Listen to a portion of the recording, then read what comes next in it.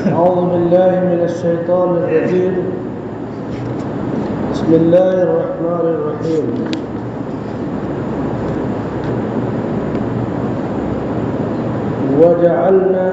وبنينا فوقكم سبعا شدادا وجعلنا سراجا وهاجا وأنزلنا من المعصرات ماء ثجاجا لنخرج به حبا ونباتا وجنات الفافا. اور ہم نے تمہارے اوپر مضبوط آسمان مقرر کر دیا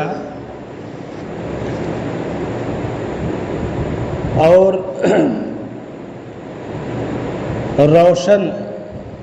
روشنی دینے والے چراغ اور پھر ان بدریوں سے بہترین پانی نازل کیا تاکہ اس سے نباتات اور میوے اور دانے اگیں اور گھنے باغات. چند نعمتوں کا اللہ نے ذکر کیا. پہلی نعمت کیا تھی کہ اللہ نے زمین کو بچھونا بنا دیا. دوسری نعمت پہاڑ کو زمین کی مضبوطی کے لیے کھوٹی کی طرف کھوٹیاں گاڑ دیا.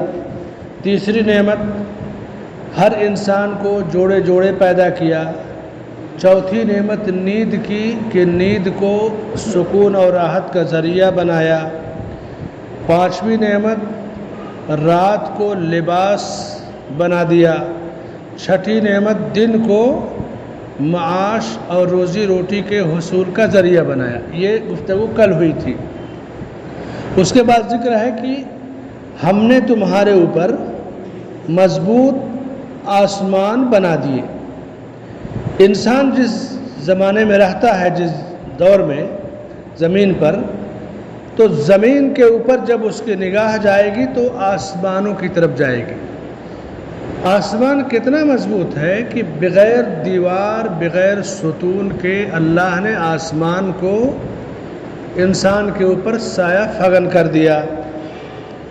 اور وہ بھی آسمان ایک دو نہیں, ایک آسمان ہے, اس کے بعد دوسرا آسمان ہے, پھر تیسرا. ایک آسمان اور دوسرے آسمان کے بیچ کی دوری 500 سال ہے. دوسرے آسمان سے تیسرے آسمان کے بیچ کی دوری یہ بھی 500 سال ہے. تیسرے سے چوتھے کے بیچ کی دوری یہ بھی 500 سال ہے. چوتھے سے پانچویں کی دوری یہ بھی 500 سال ہے. اور پانچویں آسمان سے چھٹے آسمان کے بیچ کی دوری یہ بھی 500 سال ہے. چھٹے آسمان سے ساتویں کے بیچ کی دوری یہ 500 سال کی مسافت پر ہے. پھر ساتویں آسمان پر سمندر ہے, اس کے بعد اس پر عرش ہے اور پھر کرسی ہے.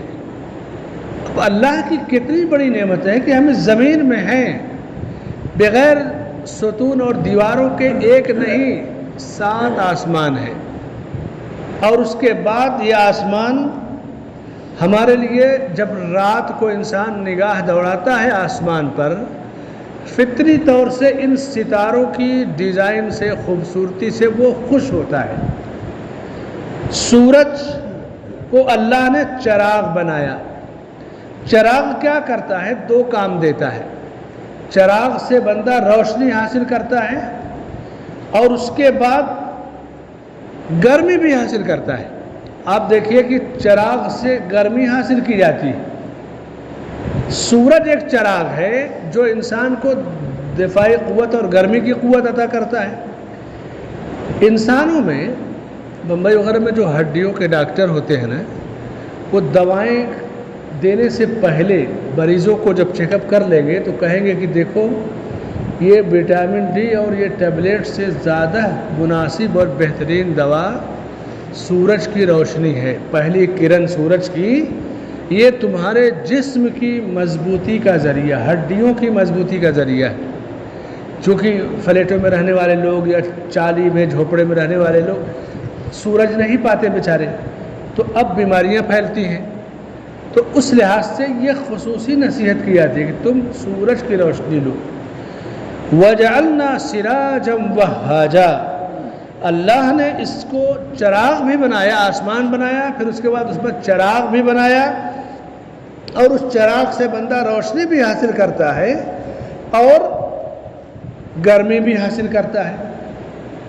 ایک نیا جو تجربہ چند سالوں سے ہوا، اب تک بہت کامیاب ہے، کہ لائٹ بل وغیرہ بہت زیادہ آتی ہے تو لوگ سولار سسٹم لگاتے ہیں لائٹ کا، کہ جس سے لائٹ کی ضرورت ہی نہ رہے۔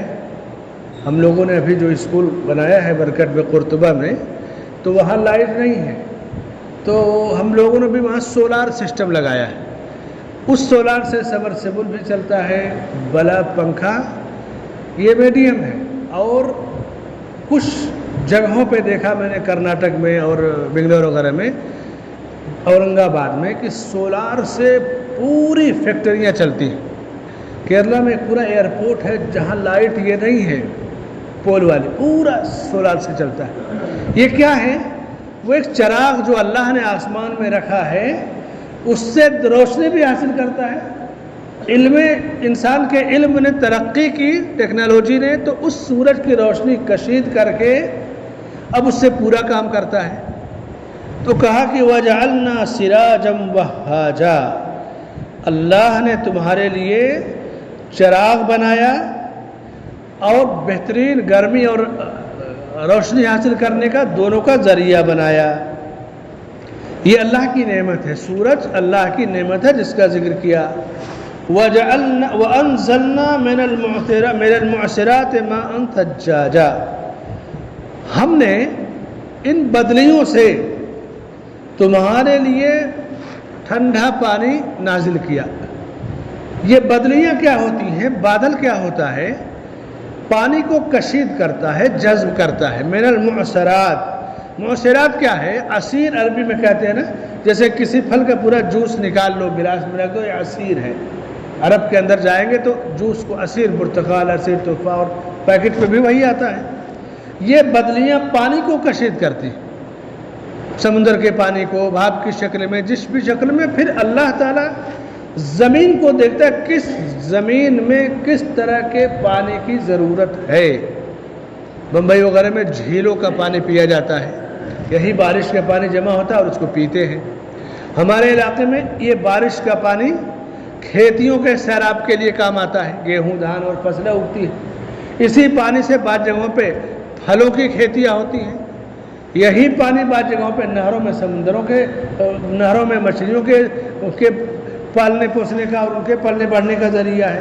تو یہ پانی اللہ تعالیٰ انسان کے لیے جس طرح عصیر جوس پھل سے نکال لیا جاتا ہے، مفید ہوتا ہے، اسی طرح یہ پانی ہے جو نازل ہوتا ہے۔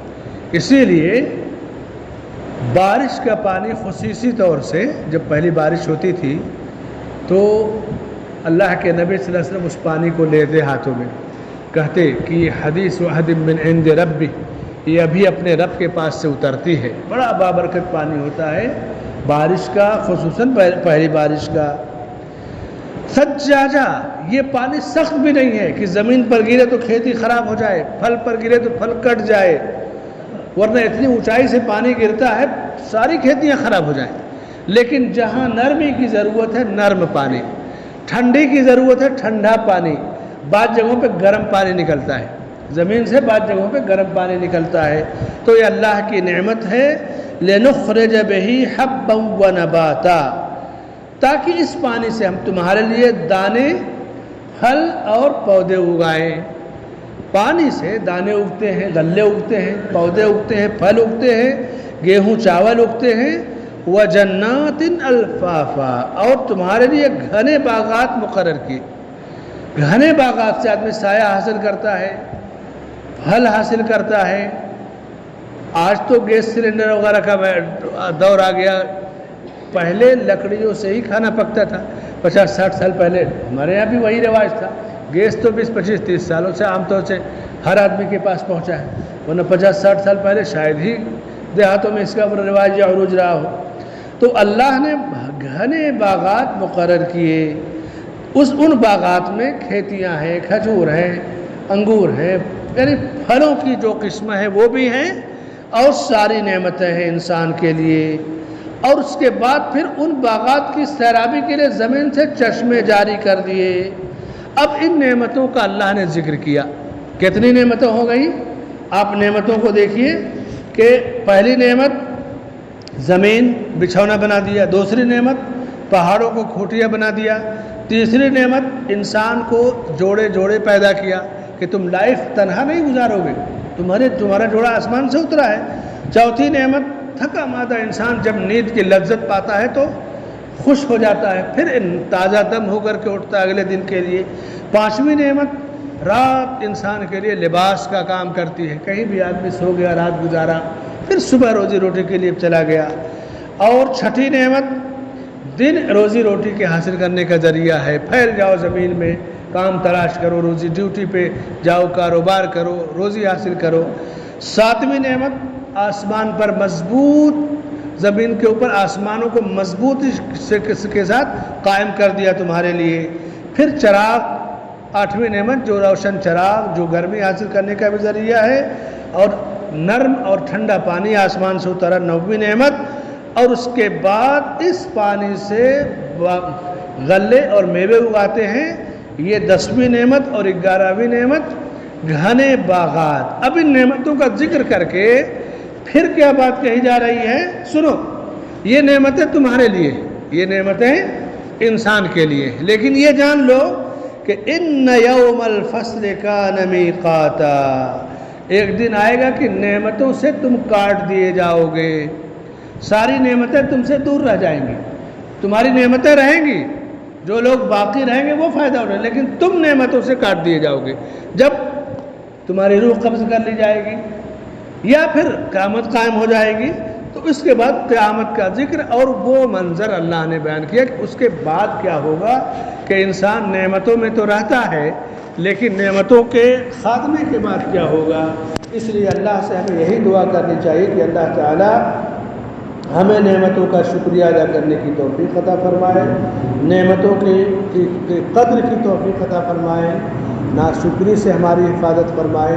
بعض اہل علم نے اس آیت کی تفسیر میں لکھا ہے کہ ثم لتسألن یومئذ عن النعیم، اس دن تم نعمتوں کے بارے میں پوچھے جاؤ گے۔ جب یہ نازل ہوئی نعمت تو صحابہ کرام کے درمیان اتری، جو ایک ٹائم کھاتے ایک ٹائم بھوکے رہتے تھے، زمین پر سو ہوتے، پتھر کا تکیہ لگا لیتے اور فاقے کی زندگی گزارتے، بڑی جفاکشی کی زندگی گزارتے، اور اس دوران یہ آیت اتری کہ نعمتوں کے بارے میں پوچھے جاؤ۔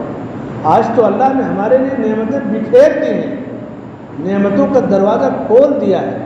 آج کے 50-60 سال پہلے انسانوں کو جو چیزیں کبھی کبھار ملتی تھی، مہمان آ گیا یا عید بقرعید آ گئی، وہ نعمتیں بالکل پھیل گئی کہ جب جو چاہے انسان استعمال کر لے۔ اب نعمتوں کا ذکر کر کے اللہ نے نعمتوں کے خاتمے کے بعد قیامت کا ذکر کیا کہ پھر ہوگا کیا اگر تم نعمتوں کی ناقدری کرو گے، غلط استعمال کرو گے، پھر کیا ہوگا، اس کا ذکر انشاءاللہ اللہ کی توفیق سے کل کی گفتگو میں ہوگا۔ اللہ ہمیں علم نافع اور عمل صالح کی توفیق عطا فرمائے اور شکر گزار بندوں میں سے بنائے، آمین۔ وصلی اللہ علی نبینا محمد وعلی آلہ وصحبہ اجمعین۔